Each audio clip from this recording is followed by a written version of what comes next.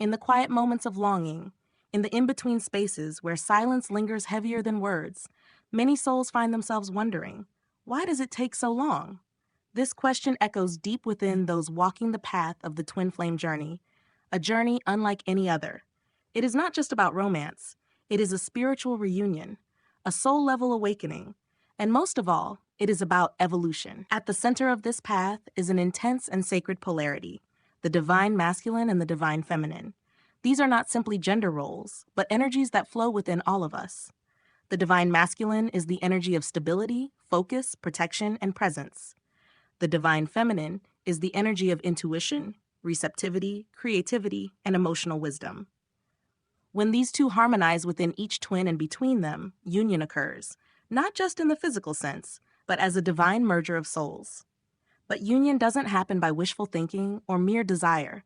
It requires deep inner work, spiritual growth, and complete surrender to the divine plan. And along this journey, there often comes a moment of great spiritual significance, a final wake-up call for the divine masculine. This is the pivotal turning point that shifts everything. In today's video, we'll explore that sacred moment in depth, what triggers it, how it feels, what it means, and how it unfolds.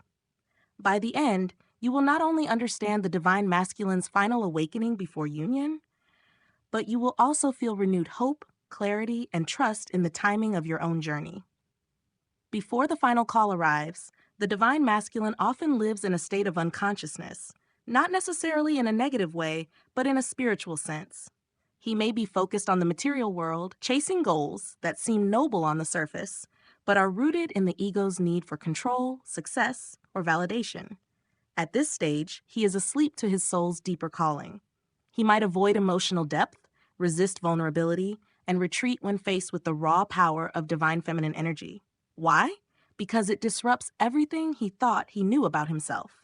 The presence of his twin shakes him awake, but at first he pulls back. He doesn't yet know how to handle the intensity, the mirror, the sacredness of the connection.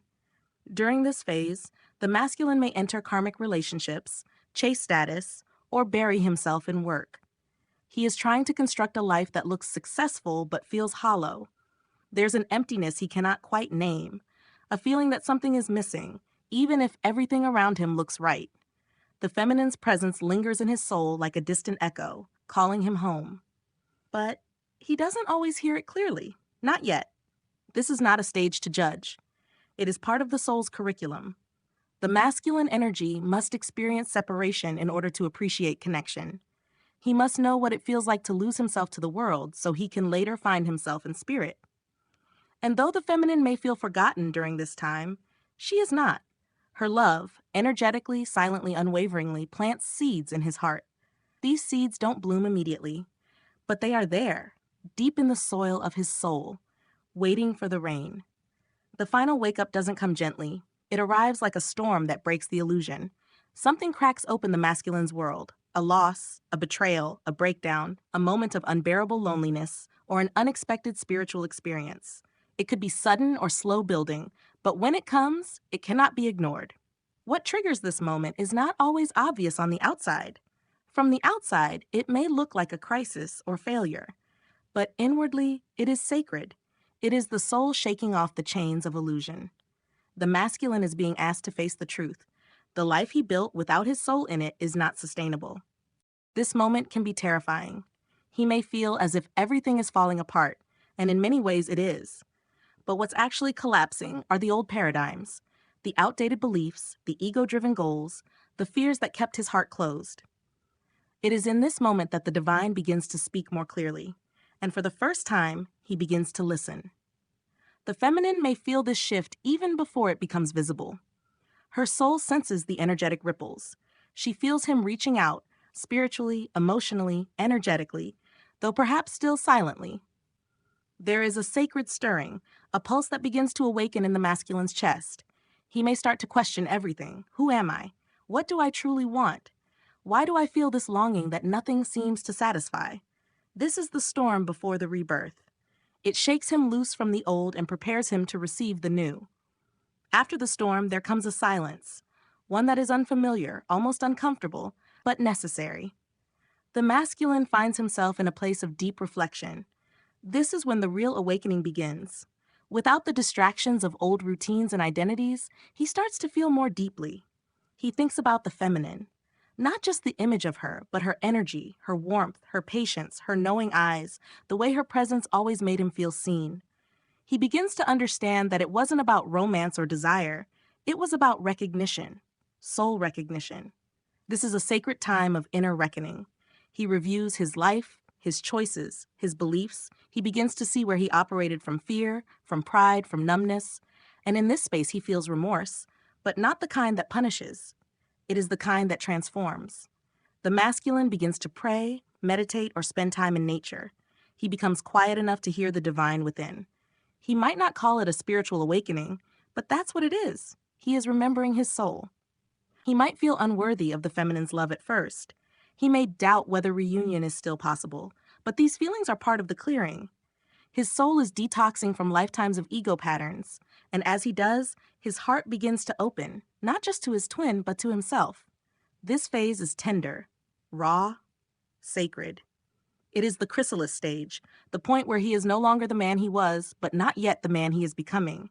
And in this stillness, something begins to rise. Once the masculine moves through the reflection and surrender stage, he begins to rebuild, not from the mind, but from the soul. This is where the sacred masculine starts to emerge. He becomes more grounded, more conscious, more intentional. He no longer runs from his emotions. He learns to hold space for them. He no longer avoids connection. He seeks alignment. The sacred masculine is not perfect. He doesn't pretend to have all the answers. But he is present. He listens. He honors the feminine, not just in his twin, but in all of life. He becomes a protector of what is sacred, a steward of truth, a vessel for divine love. This part of the journey often surprises the masculine. He may find himself drawn to healing work, spiritual study, or creative expression. He may start speaking with more authenticity, expressing gratitude, and moving through life with a quiet strength. He starts leading not with control, but with compassion. The feminine can feel this change. It's not just in words or gestures. It's in energy. She feels his presence, his awakening, his rising. And though she has waited, she knows now that he had to walk this road in his own time, in his own way. The sacred masculine doesn't just seek union. He becomes worthy of it, not because he earns it, but because he embodies it. He aligns with love, within himself first, and from there everything begins to shift. When the final wake-up has occurred and both twins have done their inner work, the stage is set for union. But union is not an event. It is a frequency, a state of being. It is the natural outcome of two souls who have become whole within themselves and now recognize the mirror in each other. This is where the journey becomes less about finding each other and more about being together, in truth, in trust, in unconditional love. The divine masculine now stands beside the divine feminine, not as a seeker of her light, but as a reflection of it. Their union is not always dramatic or public. Sometimes it unfolds quietly, naturally, as though two rivers have simply merged.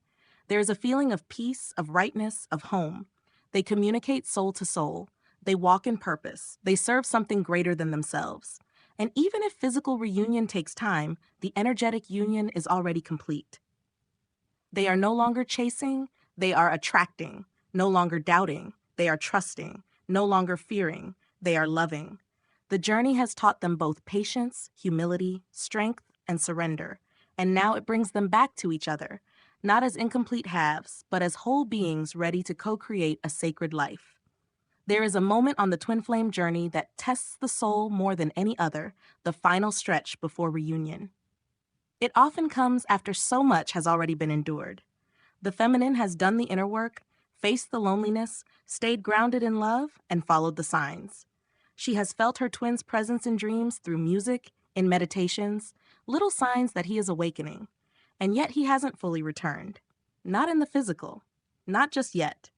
This space between knowing and having is deeply spiritual. It asks the feminine to move beyond fear, beyond doubt, and into true surrender. Here, the ego wants answers and timelines, but the soul whispers only one thing: trust. This kind of trust is not blind, it is conscious. It is a choice made again and again each day, even when nothing seems to be moving, even when silence lingers, even when hope feels fragile. In this phase, The feminine's energy becomes more powerful than ever. She is no longer reaching out or chasing, she is standing in her light. She understands that her role is not to pull him in, but to anchor love on the earth through her own being. Her every act of self-love becomes a message sent through the ether to her twin soul. I am here. I am whole. I am love. This is not about doing more. It is about being more. More peaceful, more aligned, more connected to Source. The feminine becomes magnetic, not because she tries to be, but because she is. She knows the union is written, sealed, and protected. She stops asking when and starts living as if it is already here. She follows her joy. She builds her dreams. She rests. She plays. She creates. She shares her gifts with the world. Every moment she chooses her own light, she becomes a beacon. Her frequency reaches the masculine in ways that words never could, and he feels it. Even if he cannot name it, even if he is not yet ready to act on it, he feels it. The masculine soul is not asleep anymore. It is stirring, stretching, preparing. The final call has been sounded. Sometimes this part of the journey is invisible, but that does not mean it isn't real. Growth often happens in silence. Union often approaches quietly, and when it arrives, it does not feel forced. It feels inevitable. This final stretch is sacred. It shapes you. It strengthens your spirit.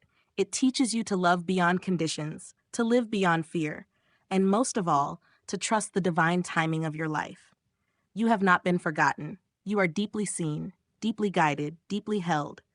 Hold your faith not as a waiting room, but as a sanctuary. Let it be your home. Live in love now, not just in preparation for your twin, but for yourself. The masculine is closer than ever. Everything you've planted is blooming underground. Stay rooted in your heart. That is where he will find you.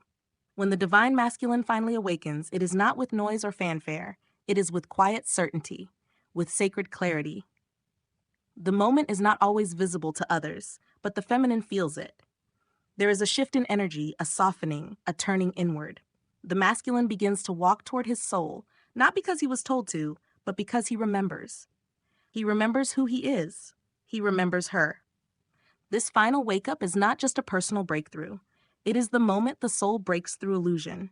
The masculine sees his past patterns clearly. He understands his mistakes, not with guilt, but with humility. He feels the weight of the divine pressing gently against his heart, saying, "Now is the time. The call has come, and this time he does not run from it. He rises to meet it." As he awakens, something beautiful happens. His presence changes. His energy deepens. He begins to move with intention, speak with truth, love with courage. His connection to the divine becomes his foundation. He no longer seeks control, he chooses flow. He doesn't chase love, he becomes it. The world around him responds. The feminine feels it. She may not know the details, but she feels the resonance. Something in her relaxes. She no longer needs to hope, she knows. She no longer needs to wait, she simply lives. Their connection becomes a dance of trust and alignment, not a struggle of timelines. And when they do reunite, whether in a conversation, a meeting, or a shared silence, it feels like remembering, not discovering. It feels like home, not a destination. It is gentle, powerful, holy. It is not about fixing the past. It is about building the new. This journey has never been just about two people falling in love. It is about anchoring divine love into this world. Healing the collective pain of separation, bringing balance to the sacred energies within and without. Their union is a light that shines not just for them, but for others, for the world, for the future. To all who are walking this path, know this: your journey is not in vain. Every tear, every prayer, every moment of courage matters. Your love is felt across timelines. Your faith shifts mountains. You are part of a greater unfolding, a sacred orchestration beyond what the eyes can see. The divine is guiding every step. Trust the signs. Trust your heart. Trust the journey. The masculine is awakening. The feminine is glowing. The reunion is near, not just between you and your twin, but between you and the divine within you. Stay open, stay soft, stay in love. You are already on holy ground, and so it is.